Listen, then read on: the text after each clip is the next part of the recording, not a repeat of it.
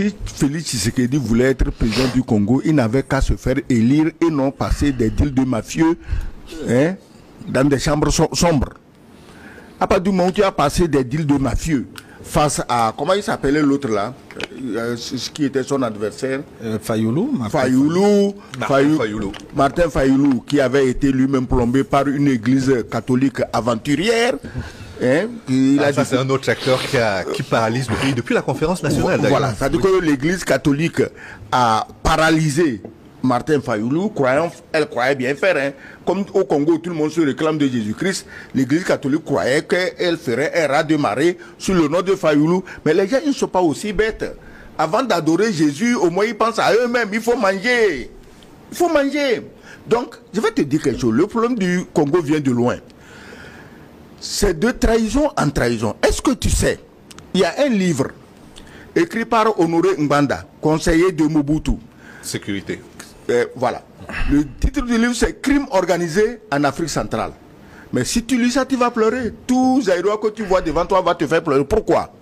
Parce qu'au temps de Mobutu, il n'y avait pas un seul responsable congolais dans l'armée à partir de capitaine en montant, dans les civils directeurs de cabinet, machin, qui n'avait pas une maîtresse rwandaise.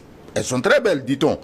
Mais, or, ces maîtresses rwandaises n'étaient pas des filles à la recherche de l'aventure. C'était des soldats bien formés, bien entraînés en espionnage. Alors, résultat, chaque soir, les officiers de Mobutu, les ministres de Mobutu, quand ils rentrent à la maison, il prend le téléphone, il parle, la Rwandaise là, il la prend pour une poufiasse tombée par hasard dans son lit, mais elle n'est pas tombée par... Il parle tranquillement. Ah oui, le président, aujourd'hui on a décidé que demain machin, ce qu'il ne sait pas c'est que 30 minutes après, Kagame est au courant de ce qu'il a dit. Et aujourd'hui, ça n'a pas changé. Quand un peuple concentre toutes ses forces sur la musique, la bière, la danse, les pasteurs, la sape, mais il ne peut pas, ce pays ne peut pas avancer. On veut un dirigeant congolais qui se réveille. Parce que si Dieu pouvait sauver un pays dans ce monde, c'est le Congo qui aurait été sauvé le premier, parce que c'est là-bas qu'il y a le plus de pasteurs et le plus de prieurs. Donc, le problème du Congo avec la corruption, tu te rappelles, au temps de Mobutu, quand les Kadogo, les fameux combattants, rebelles, je ne dis pas rwandais, hein, rebelles, avançaient, le fameux verrou de Kenge, qui donnait droit à l'accès à Kinshasa. Le général Maele, qui a trahi, il a vendu, c'est Maele, tu es officier, tu diriges une armée, c'est toi qui appelles l'armée ennemie pour lui dire, ah, mes troupes sont placées ici, il faut bombarder par là, il faut passer par là. Voilà comment Kenge est tombé et Kinshasa est tombé comme un fruit mûr. Ce Maele, heureusement ou malheureusement, il y a des soldats qui l'ont réglé, son compte est sans pitié.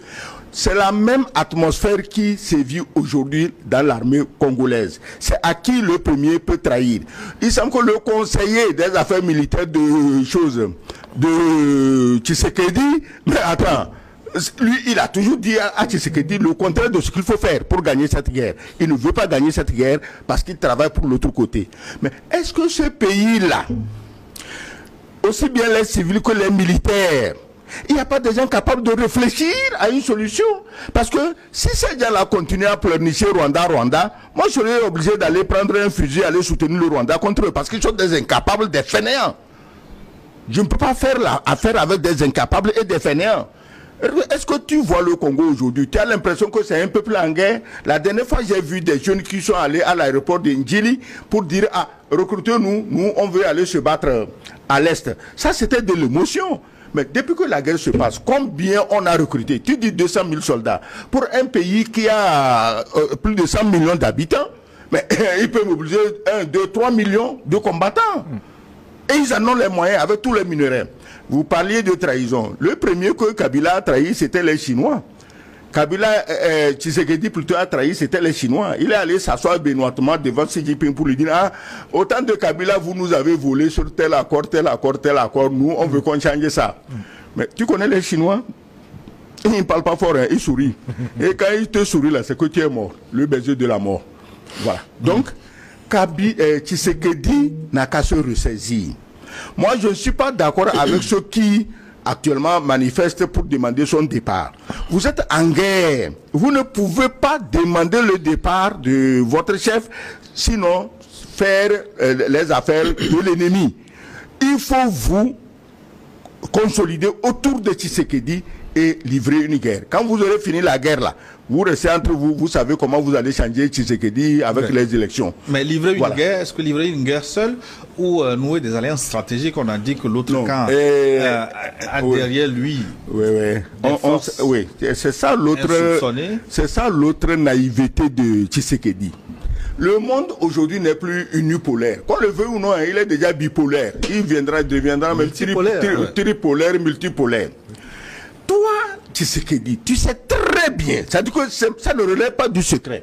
Tu n'as pas besoin d'aller jeter des Koriché, Bokono à Vougan pour savoir. Les vrais Bokono sont. Un vrai Bokono à Vougan, avant de savoir qui est en train de te combattre.